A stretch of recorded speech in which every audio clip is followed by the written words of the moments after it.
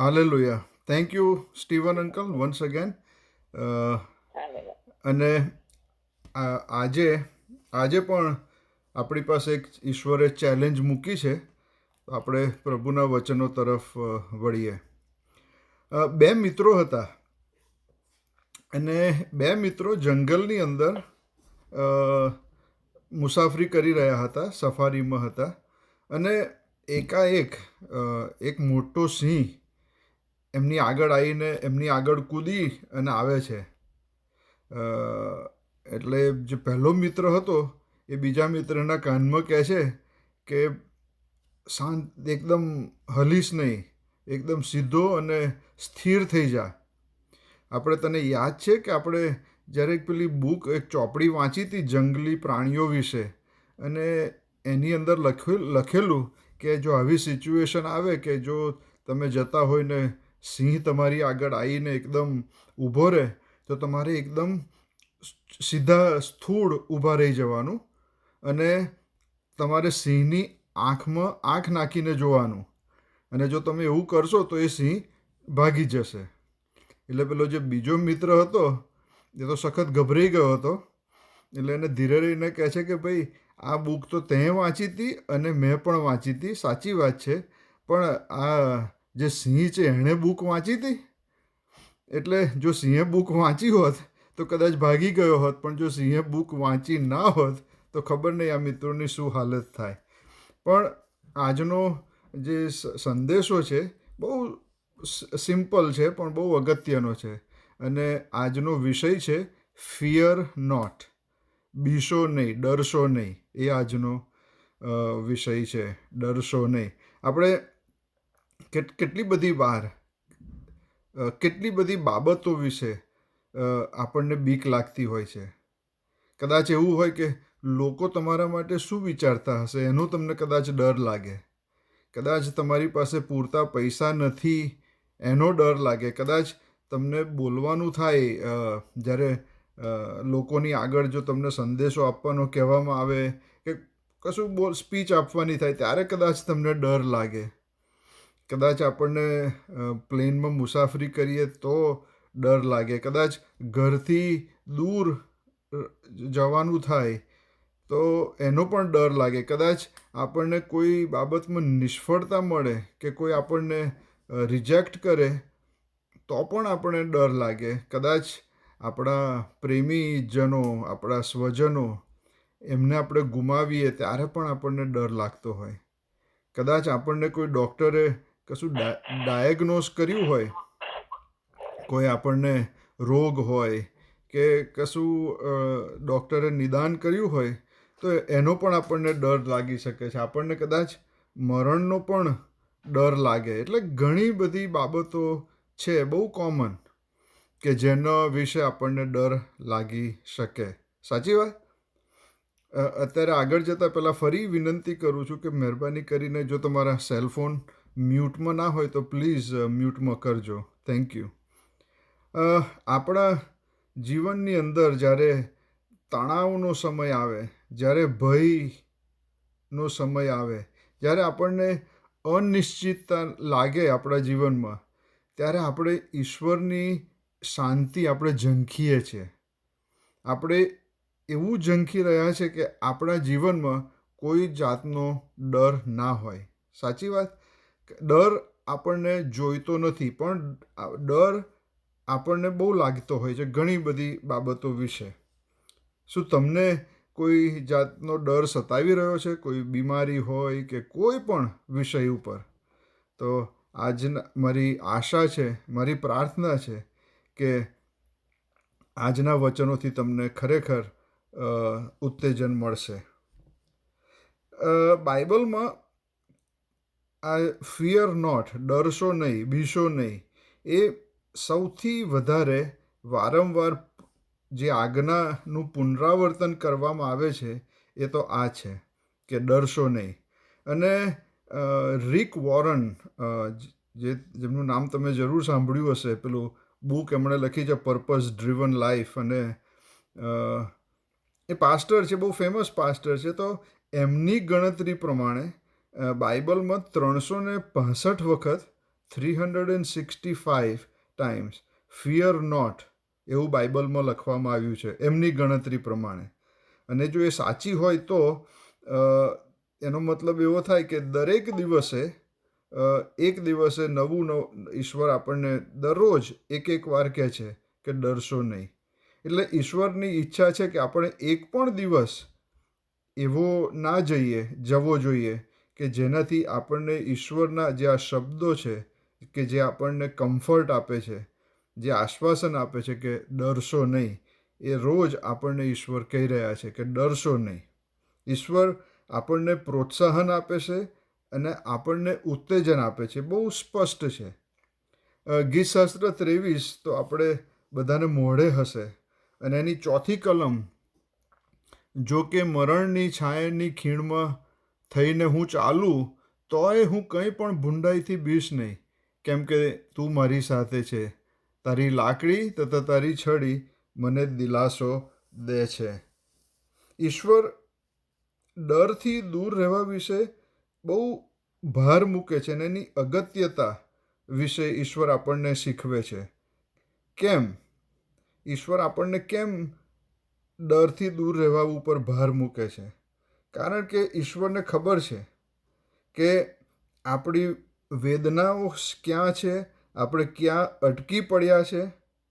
અને આપણે ઘણીવાર એવું પણ વિચારીએ છીએ કે ઈશ્વર આપણને તિરસ્કાર કરે છે અને ઈશ્વર આપણી નિંદા કરે છે અને ઈશ્વર આપણને દુઃખ આપે છે અને કોઈ બાબતની આપણને સજા આપી રહ્યા છે એવું આપણને ઘણીવાર લાગે જ્યારે આપણને ડર લાગે તો. પણ જો તમારામાં એવો વિચાર આવે કે ઈશ્વર મને કોઈ બાબતની સજા કરી રહ્યા છે તો એ તદ્દન ખોટી બાબત છે. બાઇબલના વચનો પ્રમાણે, અને આપણે આગળ હમણાં જોઈશું કે એ સાચું નથી. અને એનો સૌથી પહેલો પુરાવો તમે જુઓ તો ઈસુ ખ્રિસ્ત પોતે જ છે કે જો ઈસુ ખ્રિસ્તને આપણને સજા આપવી હોત તો આપણા માટે એમણે એમનો જીવ, એમનું બલિદાન એમણે ના આપ્યું હોત. આપણા પાપોની સજા કે જે આપણે પોતે વેઠવી જોઈએ, જો ઈશ્વર આપણની પર ખરેખર ઈશ્વર આપણને તિરસ્કાર કરતા હોત તો એમણે પોતે એમના માથા પર આપણી સજા લીધી ના હોત. એટલે એક વસ્તુ ચોક્કસ ખ્યાલ રાખો કે જ્યારે આપણને ડર કે એવું લાગે તો એનો મતલબ એવો નથી કે ઈશ્વર આપણને કોઈ બાબતની સજા કરી રહ્યા છે.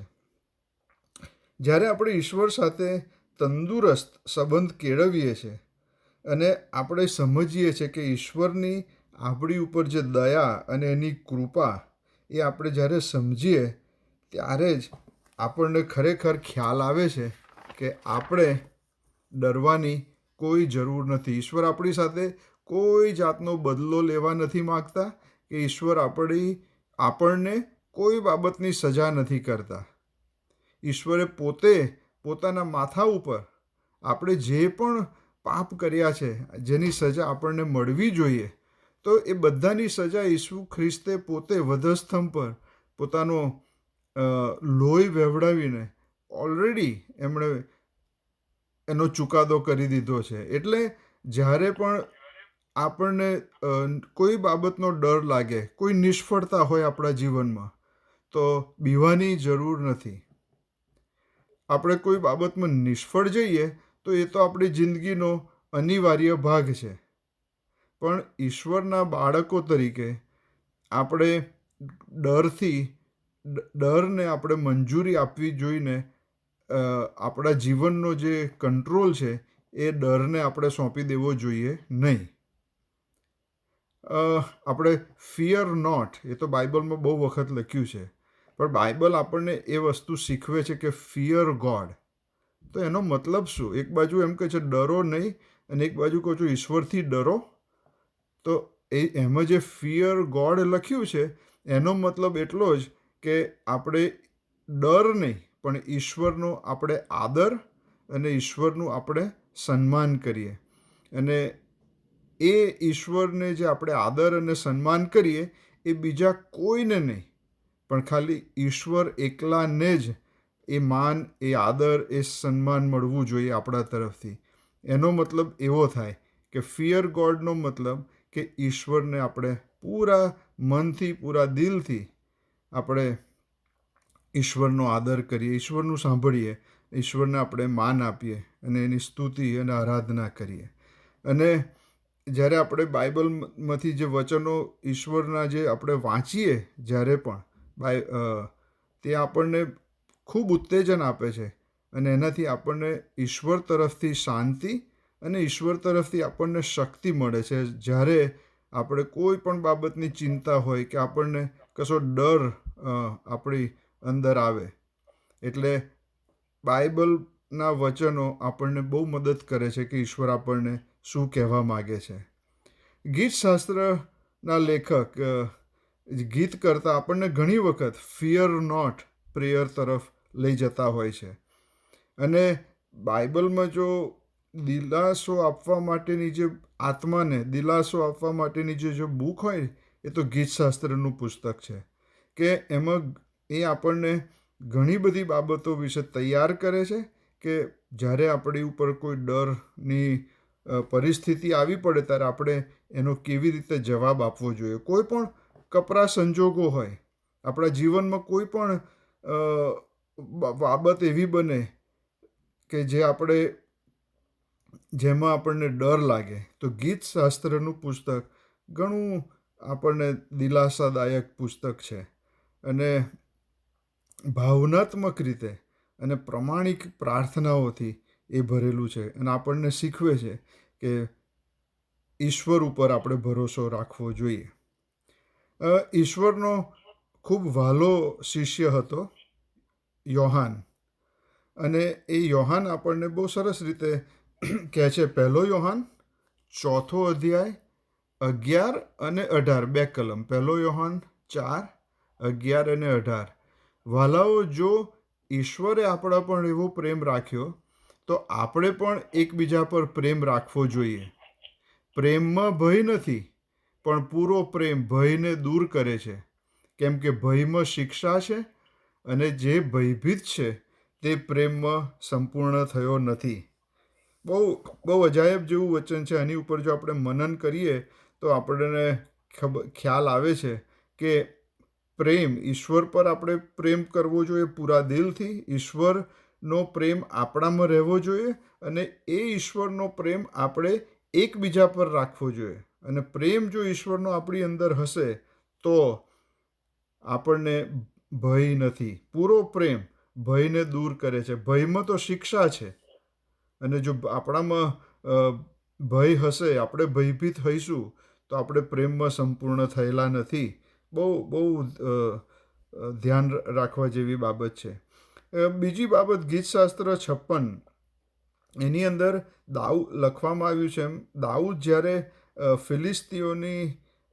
ફિલિસ્તીઓ દ્વારા જ્યારે એને ઘેરવામાં આવ્યો હતો અને ત્યારે એને બહુ બીક લાગી હતી, અને ત્યારે એની નજર ઈશ્વર તરફ એ કેન્દ્રિત કરે છે. એ એના તારનાર ઉપર ઈશ્વરને તારનાર તરીકે જુએ છે અને ઈશ્વરની સ્તુતિ કરે છે.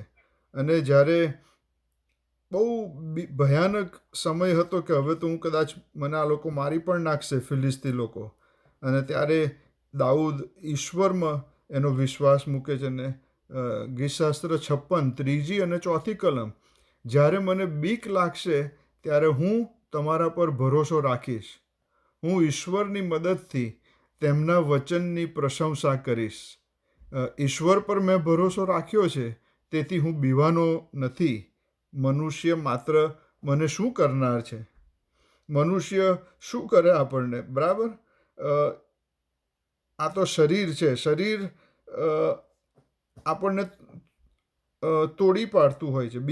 બીક આપણને જ્યારે લાગે ત્યારે એ આપણને શારીરિક રીતે કે માનસિક રીતે તોડી પાડનારી હોય છે.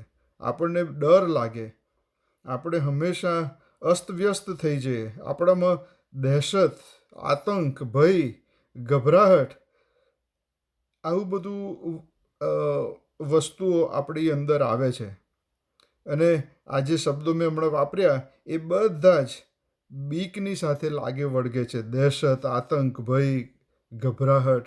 પણ આ જે ડર છે એ તો આપણને વિનાશકારી છે, અને એના પરિણામ પણ આપણા જીવનમાં બહુ ગંભીર રીતે હોઈ શકે. આપણને અપંગ બનાવી દે અને માણસને એકદમ લાચાર બનાવી દે છે. અને જ્યારે ઈશ્વરનું જે સામર્થ્ય આપણા જીવનની અંદર જે વહેતું હોય, તો જો આપણે ડરને આપણા જીવનમાં પ્રવેશવા દઈએ તો આપણને કોઈ અલગ જગ્યાએ જ દોરી જાય છે, અને આપણો ઈશ્વર અને આપણો જે સંબંધ છે એને એની વચ્ચે ગેરસમજો ઊભી કરી દેતું હોય છે ડર. એટલે ડર બહુ ખરાબ વસ્તુ છે. ડર આપણને ઈશ્વરથી દૂર લઈ જાય છે. ઘણી વખત ડરનો આત્મા આપણી પર એવો જુલમ કરતો હોય છે, અને આપણને કહેવામાં આવ્યું છે કે એફએસી 6 અને 12 કે કેમ કે આપણું આ યુદ્ધ રક્ત તથા માંસની સામે નથી, પણ અધિપતિઓની સામે, અધિકારીઓની સામે તથા અંધકારરૂપ જગતના સત્તાધારીઓની સામે, આકાશી સ્થાનોમાં દુષ્ટતાના આત્મિક લશ્કરોની સામે છે. એટલે જ્યારે આપણે ડર આપણા જીવનમાં આવે છે તો આપણે એક યુદ્ધમાં આપણે ઈશ્વરની વિરુદ્ધના યુદ્ધમાં આપણે સામેલ થઈએ છીએ. અને પાઉલ ડરના આત્માને એ આત્મિક સામર્થ્ય, શક્તિ, બળ એની સામે યુદ્ધમાં આપણે છીએ એ આપણને કહે છે. અને એ બધી વસ્તુઓ આપણે ઈસુ ખ્રિસ્તના નામમાં આપણને આજ્ઞા આપવામાં આવી છે કે ઈસુ ખ્રિસ્તના નામમાં આ બધો જ ડર આપણે બાંધી શકીએ છીએ. ઘણીવાર એવો સમય આવે છે કે જ્યારે આપણે આત્મિક બળો ઉપર આપણો અધિકાર આપણે લઈ લેવો જોઈએ, અને આપણને દુશ્મનની જે જુલ્મી શક્તિઓ છે એનાથી છોડાવવાને માટે આપણે ઈશ્વર તરફ વળવું જોઈએ. અને જ્યારથી સમયની શરૂઆત થઈ છે, જ્યારથી માણસને બનાવવામાં આવ્યું, શૈતાન એ તો ગાજનાર સિંહની પેઠે લોકોને શોધતો ને ફરતો જ હોય છે કે હું કોને ખાઈ જાઉં. શૈતાન એ તો આરોપી, ફરિયાદી છે. He is અક્યુઝર of the brethren, અને એ તો જુઠ્ઠો છે અને જુઠ્ઠાનો બાપ છે, અને લોકોને ગુમરાહ કરવા માટે એની રમતો રમ્યા કરતો હોય છે, અને બહુ સારી રીતે રમત રમે છે શૈતાન. અને જો એ શૈતાન તમારા હૃદયની અંદર, તમારા જીવનની અંદર જો ભય, ડર નો આત્મા મૂકી શકે, તો એનો મતલબ કે એ આપણને ડરમાં જીવવાને માટે મજબૂર કરે અને એમાં એની જીત થાય છે. તો ડરના સંબંધમાં એક અગત્યનું વચન છે, એ નીતિવચન 1 અને 33, કે જે કોઈ મારું સાંભળશે તે સહી સલામત રહેશે અને નુકસાન થવાના ભય વગર શાંતિમાં રહેશે. બહુ પાવરફુલ વચન છે આ તો. અને આપણે જાણીએ છીએ કે જો આપણે ઈશ્વરની હાજરીમાં રહીશું તો આપણે ડરથી છુટકારો પામીશું. ડરની અંદર તો યાતના, ડરની અંદર તો ત્રાસ, ડરની અંદર તો વેદના છે. પણ બાઇબલ કહે છે કે સંપૂર્ણ પ્રેમ ભયને દૂર કરે છે. પરફેક્ટ લવ કાસ્ટ આઉટ ફિયર. બહુ સુંદર વાક્ય છે. અને ઈશ્વરનું વચન આપણને કહે છે કે પ્રેમની અંદર કોઈ ભય નથી.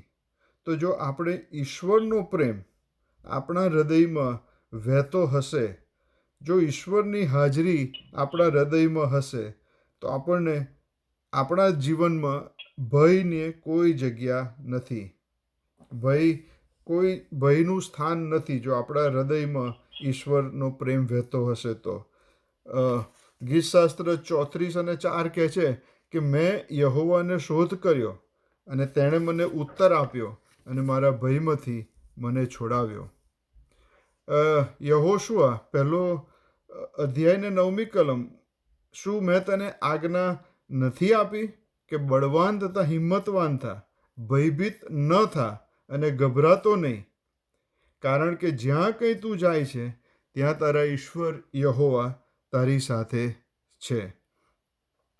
અને બહુ બહુ અજાયબ જેવું આપણને ઈશ્વર આપણને કહે છે, અજાયબ રીતે આપણને હિંમત આપે છે કે જો આપણે ઈશ્વરને આપણા જીવનમાં એને સ્થાન આપીશું તો આપણા જીવનમાં ડર કે ભયને કોઈ જગ્યા નથી. દાઉદે કીધું છે કે હું મરણની છાયાની ખીણમાં ચાલીશ તોય હું કોઈ પણ ભૂંડાઈથી બીશ નહીં, કેમ કે તું મારી સાથે છે. આપણા જીવનમાં આપણે ઘણો સમય આવશે કે જે આપણે ખીણમાંથી પસાર થઈશું, અને જ્યારે ખીણમાંથી પસાર થઈશું ત્યારે મરણની છાયોની ખીણમાં તો પણ ઈશ્વર આપણી સાથે છે. મરણનો ડંખ તો આપણી પાસેથી લઈ લેવામાં આવ્યો છે, અને મરણની તો હાર ઓલરેડી થઈ ચૂકી છે. જ્યારે ઈસુ ખ્રિસ્તે આપણા પોતાના માથે આપણા પાપોનો આપણા પાપો એમણે પોતાના માથે લીધા, અને જ્યારે એમનું મૃત્યુ થયું પછી ત્રીજા દિવસે જ્યારે ઈસુ ખ્રિસ્ત ઉઠ્યા મરણમાંથી, અને ત્યારે મરણની જે હાર થઈ છે, ત્યારથી મરણ ઓલરેડી હારેલું છે. તો આપણે મરણને આપણા જીવનમાં કોઈ સ્થાન આપીએ નહીં. એના મરણ એ તો આત્મિક મરણની વાત છે કે ઈશ્વરને જો આપણે આપણું જીવન આપીશું તો ઈશ્વર તો મરણ આપણા જીવનમાંથી હારી ચૂકેલું છે. બીક કે ડર એ તો ઈશ્વર તરફથી નથી. બીજો તિમોથી 1 અધ્યાય ને 7મી કલમ, કેમ કે ઈશ્વરે આપણને ભયનો આત્મા નહીં પણ સામર્થ્યનો તથા પ્રેમનો તથા સાવધ બુદ્ધિનો આત્મા આપ્યો છે. એટલે એનો મતલબ કે જો ડર તમારી આજુબાજુ છે, જો તમે ડરની અંદર જીવી રહ્યા છો, જો ડર તમને તમારો પીછો કરી રહી છે, જો તમને ડર હેરાન કરી રહ્યું છે, તો એ ઈશ્વર તરફથી નથી. ઈશ્વર આપણને કદી બંદીવાન તરીકે રાખે નહીં. ઈશ્વર આપણને કદી બંદીવાન તરીકે રાખે નહીં, પણ ડર ચોક્કસ રાખે છે. ડર આપણને બંદીખાનામાં જકડી રાખવા માગે છે. અને અયુબ, તમને ખ્યાલ છે અયુબ વિશે કે ન્યાયી માણસ હતો, અને એની ઉપર જે દુઃખો આવી પડ્યા ત્યારે અયુબ કહે છે કે મને જેની બીક હતી એ મારી ઉપર આવી પડી છે, મને જેનો ડર હતો એ મારી ઉપર આવી પડ્યું છે. એટલે ડર ઘણી બધી બાબતોને આપણા જીવનમાં જન્મ આપે છે. જો આપણે ડર આપણી જીવનમાં હશે તો આપણને તોડી નાખે છે. જ્યારે જેમ પેલું પક્ષી જાળમાં ફસાઈ જાય છે અને પક્ષી ઉડી જવા માટે બહુ કોશિશ કરે છે પણ ઉડી શકાતું નથી, એવી જ હાલત આપણી પણ થાય છે કે જો આપણે ડરને આપણા જીવનમાં સ્થાન આપીશું, ડરને આપણે જો આવવા દઈશું, તો ડર પણ આપણને એની જાળમાં પકડી રાખવા માગે છે. પણ આપણી પાસે સારો સમાચાર છે, ગુડ ન્યૂઝ છે આપણી પાસે, અને ગુડ ન્યૂઝ તો એ છે કે ઈશ્વર આપણને કોઈ પણ ડરમાંથી છોડાવવા શક્તિમાન છે અને આપણને છોડાવવા માગે છે. ગીતશાસ્ત્ર 27:1 કહે છે કે યહોવા મારું અજવાળું તથા મારું તારણ છે, હું કોનાથી બીવું? યહોવા મારા જીવનનું સામર્થ્ય છે, મને કોનું ભય લાગે? અને ગીતશાસ્ત્ર 91મો અધ્યાય તો જ્યારે આપણને ડર જેવી પરિસ્થિતિમાંથી પસાર થઈ રહ્યા હોય, જ્યારે આપણને બીક લાગે તો ગીતશાસ્ત્ર 91મો અધ્યાય બહુ ધ્યાનથી વાંચજો. બહુ તમને દિલાસો આપશે, બહુ તમને ઉત્તેજન આપશે. અને ગીતશાસ્ત્ર 91 4થી ને 5મી કલમ કહે છે કે તે પોતાના પીછાથી તને ઢાંકશે અને તેમની પાંખો નીચે તમને આશ્રય મળશે.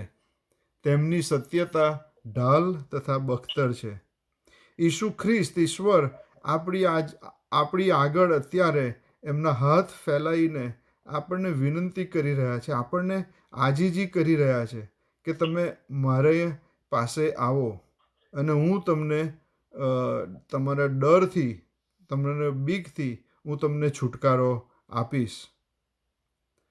જ્યારે ઈશ્વરનું વચન કહે છે કે ડરો નહીં, તો આ જે આજ્ઞા જ્યારે આપણને આપવામાં આવે છે કે ડરો નહીં, તો એની સાથે આપણને ખાતરી પણ આપવામાં આવે છે કે જેનાથી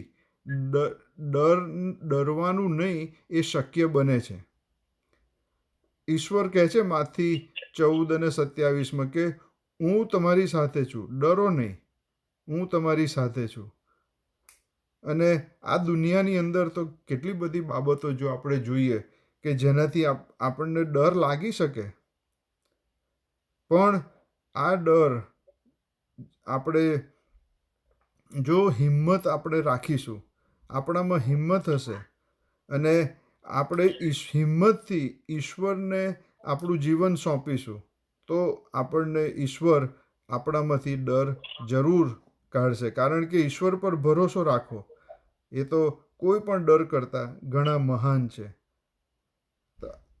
જ્યારે તોફાન થયું સમુદ્રની અંદર, ઈસુ ખ્રિસ્ત ગાલિલના સમુદ્રમાં એમના શિષ્યોની સાથે બોટમાં જઈ રહ્યા હતા અને બહુ મોટું તોફાન આવ્યું. એ વાત તો આપણને બધાને ખબર છે. પણ શિષ્યો એ પૂરી રીતે અજાણ હતા કે એમની સાથે બોટમાં કોણ છે. જો એમને ખબર હોત પૂરી રીતે કે બોટમાં કોણ છે એમની સાથે, તો મને ખાતરી છે કે એમને કોઈ પણ જાતનો ડર લાગ્યો ના હોત. કારણ કે કોઈ પણ તોફાન એ તો ઈસુ ખ્રિસ્ત કોઈ પણ તોફાન એવું નથી કે જેનાથી ઈસુ ખ્રિસ્ત આપણને બચાવી શકે નહીં. અને જ્યારે શિષ્યો ગભરાઈ ગયા અને ત્યારે એમણે ઈસુ ખ્રિસ્તને ઉઠાડ્યા, તો સરસ સૂઈ ગયા હતા કારણ કે એમને તો કોઈ ચિંતા હતી નહીં. પણ પછી એમને ઉઠાડ્યા અને ત્યારે ધમકાવે છે તોફાનને અને એ તોફાન જતું રહે છે. આપણે આપણા જીવનમાં પણ કેટલા તોફાનો, કેટલા ડર, કેટલા બીક આપણે એમનો સામનો કરીએ છીએ. જો આપણે ઈસુ ખ્રિસ્તનો અવાજ આપણે સાંભળીએ તો આપણને કહી રહ્યા છે કે તમને ખુશખુશાલ રહો, બી ઓફ ગુડ ચીયર, તમે ઉત્સાહિત રહો અને તમારું જીવન બદલાવાનું છે. જો તમે ઈશ્વરને તમારું જીવન સોંપશો તો તમારું અંદરથી અને તમારું બહારથી તમે પૂરી રીતે બદલાઈ જશો. જો ઈશ્વર તમારી અંદર આવશે તો બહાર તમે બતાડવાના જ છો કે તમારી અંદર શું છે. અને ત્યારે ડરને તો કોઈ સ્થાન નથી જો ઈશ્વર આપણી સાથે હોય તો. યશાયા 51:7 કહે છે કે હે ન્યાયપણું જાણનારા અને જેઓના મનમાં મારો નિયમ છે તે મારું સાંભળો. માણસની નિંદાથી બીશો નહીં અને તેમના મેણાથી ડરશો નહીં. આપણને ઘણા લોકો આપણને ઘણું સંભળાવશે, આપણને ઘણી વખત કહેશે જે આપણને સાંભળવું ના ગમે એ આપણને સંભળાવશે. તો બીવાની કોઈ જરૂર નથી. ઈશ્વર આપણને કહે છે કે તમે ડરો નહીં. તમારા પિતાની ઈચ્છા છે કે તેમના રાજ્યમાં તમને ખુશીથી ભાગ આપે. જો તમે ડરમાં રહેતા હોય તો તમે ઈશ્વરના રાજ્યમાં પ્રવેશ કરો અને ઈશ્વરના રાજ્યમાં જે સ્વતંત્રતા આપણને આપવામાં આવી છે એ સ્વતંત્રતા આપણા ડરને દૂર કરે છે. યોહાન 8:36 કહે છે કે માટે જો દીકરો તમને મુક્ત કરે તો તમે ખરેખર મુક્ત થશો. For whom the son sets free is free indeed. જો દીકરો તમને મુક્ત કરે તો તમે મુક્ત થશો. ઈસુ ખ્રિસ્ત એ એકલા જ એવા વ્યક્તિ છે કે જે આપણને આપણા પાપોના ગુલામીમાંથી આપણને મુક્ત કરી શકે છે. આપણા જિંદગીમાં ડર હોઈ શકે, ડર આવી શકે, પણ ઈશ્વર પોતે કહે છે યોહાન 16:33 કહે છે કે જગતમાં તમને સંકટ છે પણ હિંમત રાખો, મેં જગતને જીત્યું છે. ઈશ્વરને ખબર છે કે આપણને વારંવાર ખાતરીની જરૂર છે કે આપણે ડરવાની જરૂર નથી. કારણ કે આપણે કયા ડરનો સામનો કરીએ છીએ ઈશ્વરને તો ચોક્કસ ખબર છે. અને ઈશ્વર આપણને કહેતા પણ નથી કે તમારા જિંદગીમાં ડર નહીં આવે. પણ ઈશ્વર એવું કહે છે કે તમે તમારો ડર તમે મને સોંપી દો અને તમને કોઈ જાતની બીક લાગશે નહીં. હું તમારી સાથે કાયમ છું. અને જો ઈશ્વર આપણી સાથે હોય તો આપણને શાની જરૂર? અત્યારે આપણે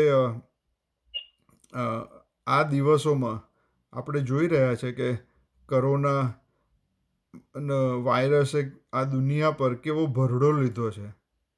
ઘણી બધી અનિશ્ચિતતા છે, ઘણો બધો ડર છે ઘણી બધી બાબતોનો. પણ આપણે ઈસુ ખ્રિસ્તના શિષ્યો તરીકે, એમના અનુયાયીઓ તરીકે આપણે પોતે પહેલાં જાણીએ કે આપણી પાસે અનંત જીવનમાં આપણી પાસે આશા છે. આપણે પસંદ કરવું પડશે કે આ અનંત જીવનમાં જે આપણે તરફ જોઈશું, તો જે આ કોરોના વાયરસ જે અંધાધૂંધી ફેલાઈ રહ્યું છે, દુનિયા જેના માટે રડી રહી છે, એની કોઈ અસર આપણી પર થવી જોઈએ નહીં. એના કોઈ ડર આપણી ઉપર થવો જોઈએ નહીં. જ્યારે ઈશ્વરનો પ્રકાશ આપણા જીવનમાં હોય છે ત્યારે ડર ભાગી જાય છે. અને જો આપણે આપણું ફોકસ, આપણું ધ્યાન આપણે ઈસુ ખ્રિસ્ત ઉપર કેન્દ્રિત કરીશું તો આપણી અંદર જે ડર હશે એ તો જતો જ રહેશે. જો આપણે ખરેખર જેનાથી બીવાનું છે એ તો પાપની પકડ આપણા જીવન ઉપર જો હોય તો એનાથી આપણે બીવાનું છે. કારણ કે એ એક જ વસ્તુ એવી છે કે જે આપણને ખલાસ કરી નાખશે. એટલે પાપની પકડ આપણા જીવન ઉપર ના હોવી જોઈએ. અને જો હોય તો એ બહુ બીવા જેવી બાબત છે. અને 1 તિમોથી 6 અધ્યાયના 11મી કલમ આપણને ચેતવણી આપે છે અને કહે છે કે પણ હે ઈશ્વર ભક્ત, તું તેઓથી નાસી જા અને ન્યાયપણું, ભક્તિભાવ, વિશ્વાસ, પ્રેમ, ધીરજ તથા નમ્રતા એઓનું અનુસરણ કર. વિશ્વાસની સારી લડાઈ લડ, અનંત જીવન ધારણ કર અને એને માટે તને તેડવામાં આવ્યો છે. અહીંયા મુખ્ય બાબત એ છે કે ઈશ્વર પર વિશ્વાસ રાખવાનું શીખીએ. આપણી કોઈ પણ બાબતનો ડર હોય, ડઝન્ટ મેટર, કોઈ પણ વિષય ઉપર આપણને ચિંતા કે ડર કે બીક લાગતી હોય, પણ આપણે ઈશ્વર ઉપર આપણે વિશ્વાસ કરવો પડશે. ઈશ્વર ઉપર આપણે વિશ્વાસ કરી શકીએ છીએ કારણ કે એ આપણને પ્રેમ કરે છે. અને આપણને જે બી બાબતનો ડર હોય તો એના કરતાં પણ એ મહાન છે. અને જ્યારે આપણે ઈશ્વરને અંગત રીતે ઓળખીએ છીએ અને ત્યારે આપણે જાણીએ છીએ કે એ તો આપણી સાથે દરેક વખતે આપણી સાથે છે. અને એ બાબત એકલી જ આપણને આરામ આપનારી છે, કમ્ફર્ટ આપે છે કે ઈશ્વર મારી સાથે છે. અને જો આપણે ઈશ્વરના કરતાં આપણે આપણા ડરની ઉપર વધારે વિશ્વાસ રાખીશું તો આપણે એક પાપ કરી રહ્યા છે. કારણ કે આપણે ઈશ્વર ઉપર પૂરો વિશ્વાસ રાખતા નથી. ઈશ્વરે તો આપણને એની કાયમી હાજરીનો અનુભવ આપ્યો છે અને આપણને સમૃદ્ધ કર્યા છે. પણ આપણે જો એ વિશ્વાસ સ્વીકારતા નથી તો આપણા માટે બહુ દુઃખની બાબત કહેવાય. આપણું હૃદય, આપણું જીવન આપણે ઈશ્વરને આપવાની જરૂર છે. અને જ્યારે પણ આપણને ડર લાગે કોઈ પણ બાબતનો, તો એ બધો જ ડર આપણે ઈશ્વરને સોંપી દેવાનો છે. યહોવા મારું અજવાળું તથા મારું તારણ છે, હું કોનાથી બીવું? મને કોનું ભય લાગે? જ્યારે ઈસુ ખ્રિસ્ત પોતે જ એમણે મરણ ઉપર જ્યારે જય મેળવ્યો, તો એ ઈશ્વર શું આપણને ડરથી ના બચાવી શકે? કદી એવું બની શકે કે ઈશ્વર આપણને તજી દેશે? માર્કનો 5મો અધ્યાય, એની અંદર બહુ સરસ એક વાત છે. એ આખી તો હું અત્યારે નહીં વાંચું સમયના લીધે, પણ ટૂંકમાં એના વિશે કહીશ કે 12 વર્ષની દીકરી, એનું મૃત્યુ થયું.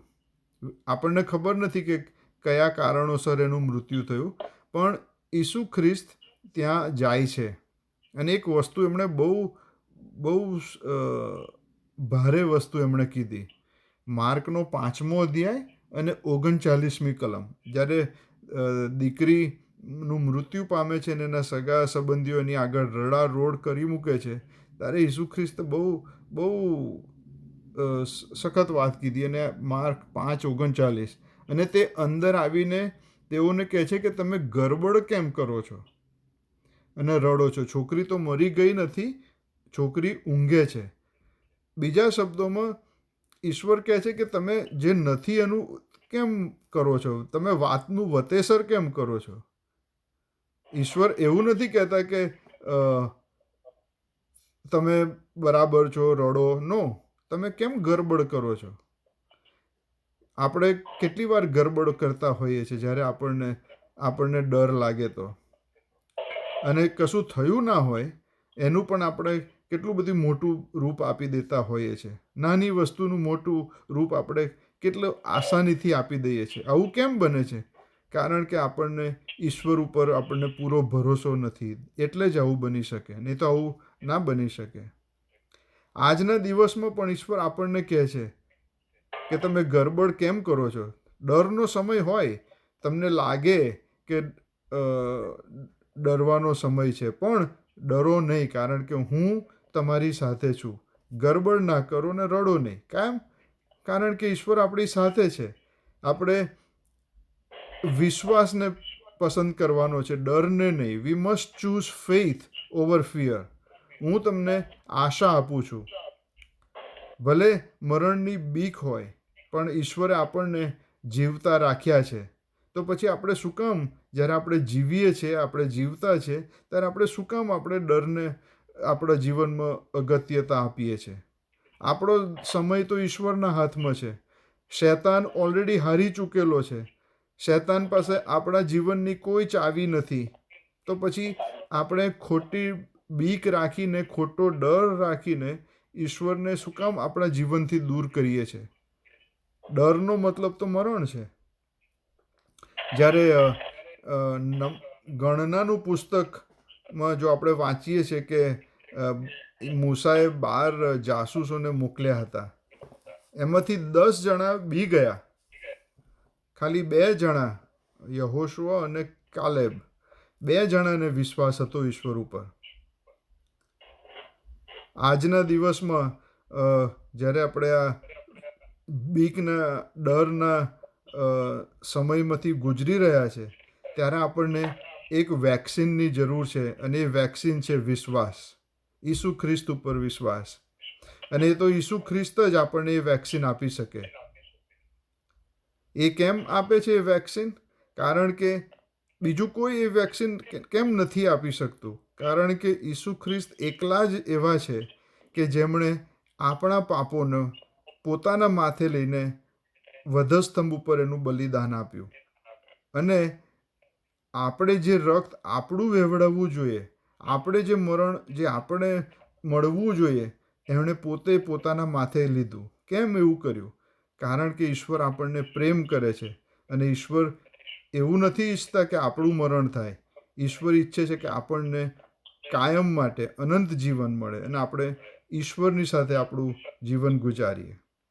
અને જો ઈશ્વર આપણા માટે આટલું બધું કરે છે, તો પછી આપણે ડરને શું કામ આપણે આપણા જીવનમાં એને પ્રાધાન્ય આપીએ?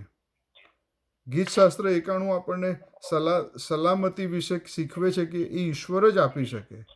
જ્યારે બીક લાગે, જ્યારે તમને ડરનું ભય માહોલ લાગે, તો ગીતશાસ્ત્ર 91 જરૂર વાંચજો. અને યશાયા 43, 2-5 કલમ, એ તો આપણને વારંવાર વાંચવા જેવી છે. એ આપણને વેક્સિન તરીકે કામમાં આવશે. અને એ તો આવું કહે છે કે તું પાણીઓમાં થઈને જઈશ ત્યારે હું તારી સાથે હઈશ. તું નદીઓમાં થઈને જઈશ ત્યારે તેઓ તને ડૂબાડશે નહીં. તું અગ્નિમાં ચાલીશ ત્યારે તને આંચ લાગશે નહીં, અને જ્વાળા તને બાળશે નહીં. કેમ કે હું યહોવા તારો ઈશ્વર છું. હું ઇઝરાયલને પવિત્ર ઈશ્વર તારો ત્રાતા છું. મેં તારા ઉદ્ધારના બદલામાં મિસર આપ્યો છે, તારે બદલે કુશ તથા સબા આપ્યા છે. કેમ કે તું મારી દ્રષ્ટિમાં મૂલ્યવાન થયો છે. તું સન્માન પામેલો છે, ને મેં તારા પર પ્રેમ કર્યો છે. તે માટે હું તારે બદલે માણસો ને તારા જીવને બદલે લોકો આપીશ. તું બીશ નહીં, કેમ કે હું તારી સાથે છું. આપણે સમસ્યાનો સામનો કરીએ ત્યારે આપણું ધ્યાન આપણે પ્રભુ ઈસુ ખ્રિસ્ત ઉપર કેન્દ્રિત કરવું પડશે. ડરને તમારી ઉપર વર્ચસ્વ ચલાવવા ના દો, કારણ કે ડરથી તો અસ્પષ્ટતા થાય છે. ઈશ્વર એવું નથી કહેતા આપણને કે તમે ડરથી ભાગો, પણ ઈશ્વર એવું કહે છે કે તમે મારી પર વિશ્વાસ કરો, કેમ કે હું તમારી સાથે છું. જ્યારે આપણે ડર લાગે તો આપણે હિંમતવાન બનીએ અને ઈશ્વરને આપણે બધો ડર આપીએ. ઈશ્વરને જ્યારે આપણે આપણી જાત સોંપીએ છીએ ત્યારે ઈશ્વરને એ ગમે છે, ઈશ્વરને આનંદ આવે છે. જ્યારે આપણે હિંમત અને આપણે વિશ્વાસ ઈશ્વરમાં દર્શાવીએ છીએ તો ઈશ્વરને ખરેખર આનંદ આવે છે. અને એ ડરને તમારી જાત સોંપી ના દો.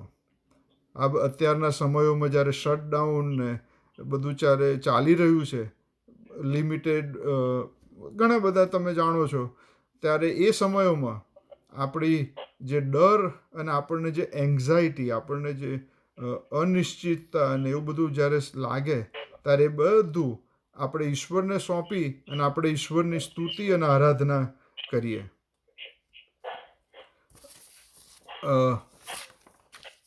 ઈશ્વર કહે છે બહુ હિબ્રુ 13મો અધ્યાય ને 5 થી 6 કલમ કે હું તને કદી મૂકી દઈશ નહીં, હું તને કદી તજીશ નહીં.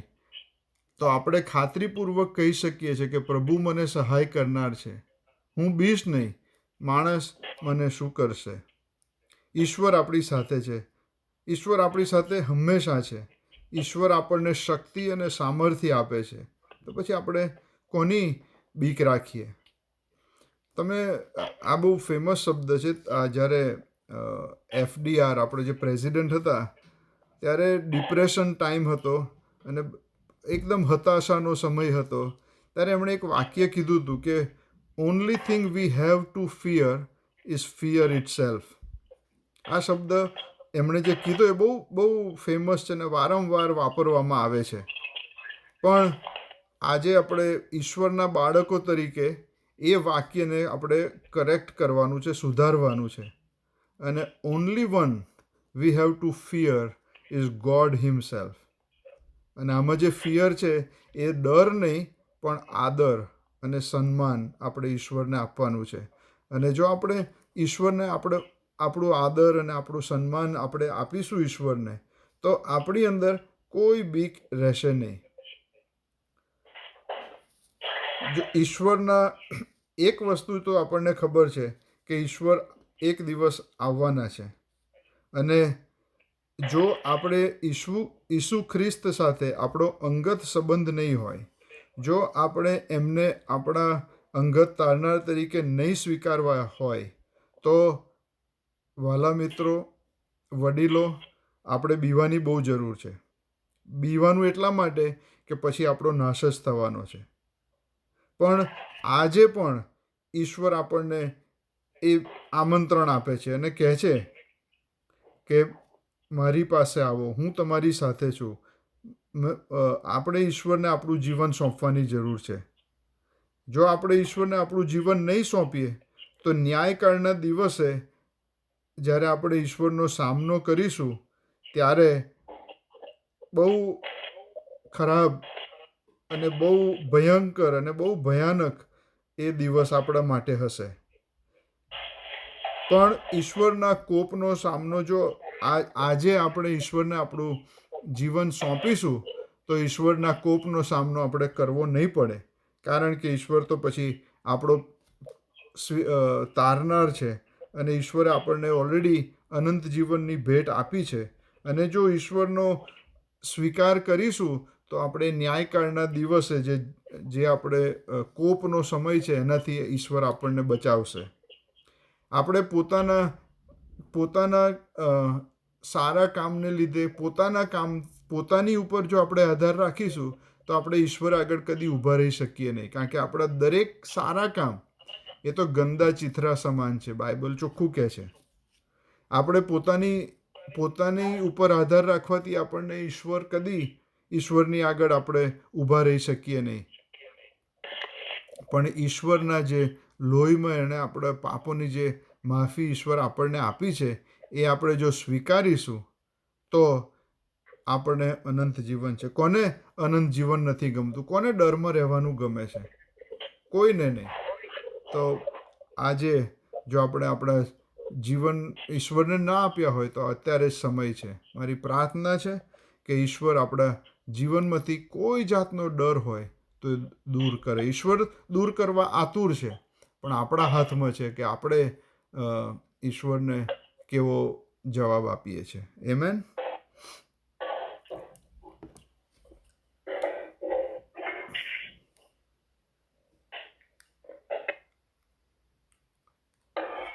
જો તમારે પ્રાર્થનાની કોઈ વિનંતી હોય તો આપણે પ્રાર્થનામાં જઈશું.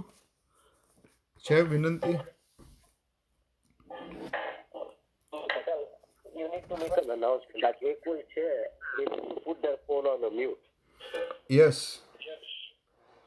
મહેરબાની કરીને ફરી તમને કહું છું, વિનંતી કરું છું કે તમારા ફોન મ્યુટમાં રાખો. અવાજ બહુ સંભળાય છે. કોઈ વાસણ કે કશું ગચી રહ્યું છે. રાઈટ.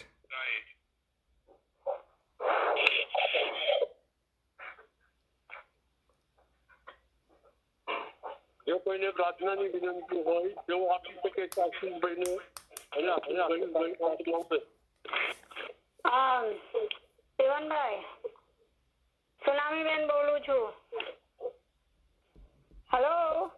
હા બોલો. બોલો. મારી પુત્ર રોમા છે ને, રોમા એના કઝિન બ્રધર છે ને, એને ગઈકાલે હાર્ટ એટેક આવ્યો તો ને હજી આઈસીયુમાં છે. એટલે થોડી સારી કન્ડિશન નથી.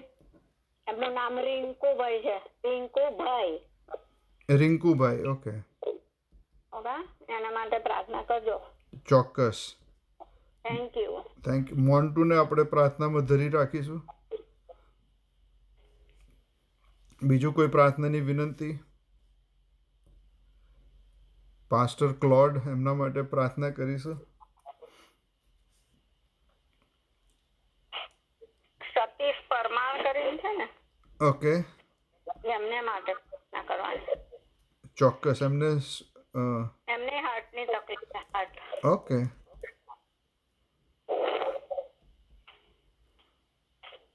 બીજું? ઓકે. એમને 3 મહિનાથી તાવ આવે છે. કોને? બર્થડે છે એમને કહેજો એટલે એમના માટે પ્રાર્થના થશે. સ્ટીવન અંકલ, ફરી રિપીટ કરો, મેં સાંભળ્યું નહીં. સોરી. એક બેનની બર્થડે છે, એ નામ બોલશો એટલે એમના માટે પ્રાર્થના કરવામાં આવશે. ઓકે. બર્થડે. ઓકે. એક બેનની બર્થડે છે, બરાબર? એવું તમે કીધું ને અંકલ? નામ નથી કીધું. ઓકે. ઓકે.